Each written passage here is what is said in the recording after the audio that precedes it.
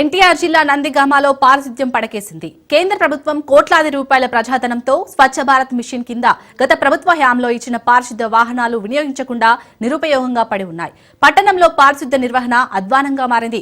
అధికారుల నిర్లక్ష్య ధోరణి కారణంగా పారిశుద్ధ్య నిర్వహణ ఆటకెక్కింది.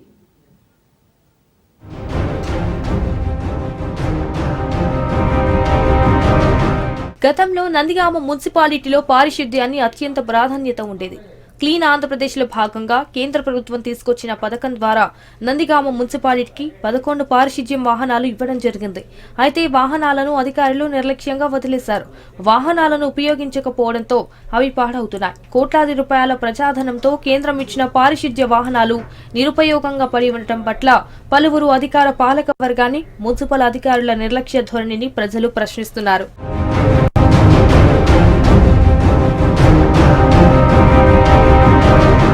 ఆ వాహనాలను వినియోగించకుండా మూలన పెట్టడంలో గల ఆంతర్యం ఏమిటో పట్టణ ప్రజలకు అంతు చిక్కడం లేదు.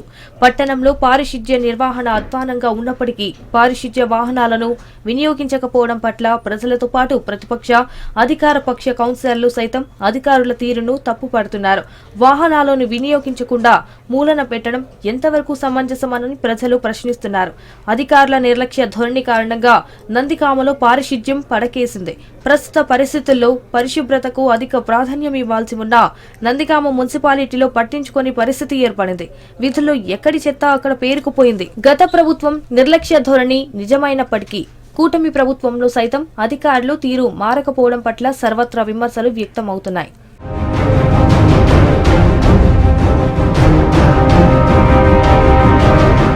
ఎన్టీఆర్ జిల్లా నందిగామలో పారిశుద్ధ్యం కొరకు స్వచ్ఛ సంకల్పం క్లీన్ ఆంధ్రప్రదేశ్లో భాగంగా నగరమంతా చెత్త ఎత్తి క్లీన్ చేసే లక్ష్యంలో విలువైన వాహనాలు మున్సిపాలిటీ కార్యాలయంలో చెత్త కుప్పగా మారిపోయాయి. కేంద్ర ప్రభుత్వం 11 వాహనాలను నందిగామ పురపాలక సంఘానికి ఇవ్వగా గతంలో పనిచేసిన మున్సిపల్ కమిషనర్ జయరాం డోన్ కు ట్రాన్స్ఫర్ చేయగా తర్వాత వచ్చిన కమిషనర్ హేమమాలిని ఈ వాహనాలని ఉపయోగించలేదు.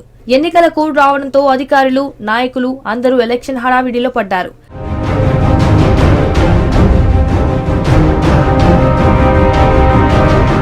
గత ప్రభుత్వ హయాంలో పారిశుద్ధ్య వాహనాలను ఉపయోగంలోకి తీసుకొని రాలేదు.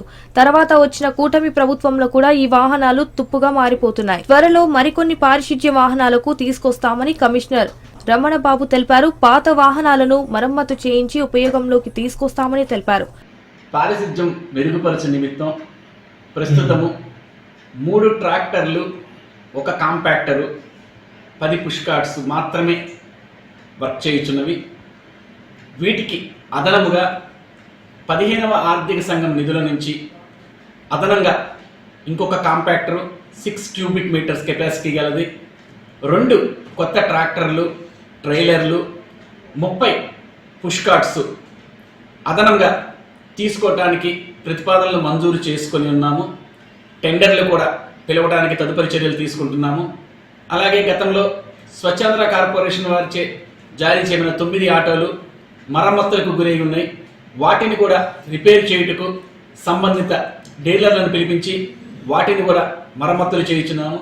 ఇవే కాకుండా క్లీన్ నందిగామ, గ్రీన్ నందిగామ, స్వచ్ఛ నందిగామగా చేయడానికి మా పారిశుద్ధ్య సిబ్బందికి ఆఫ్రాన్సు స్వచ్ఛ భారత్ కార్యక్రమంలో భాగంగా క్లీన్ నందిగామ చేసేందుకు కేంద్ర ప్రభుత్వం పారిశుద్ధ్య వాహనాలను తీసుకొచ్చింది. కానీ అధికారుల నిర్లక్ష్యంతో క్లీన్ నందిగామ కార్యక్రమానికి తూట్లు పడుతున్నాయి. ఇప్పటికైనా మున్సిపల్ అధికారులు పారిశుద్ధ్య వాహనాలను ఉపయోగంలోకి తీసుకురావాలని ప్రజలు కోరుతున్నారు.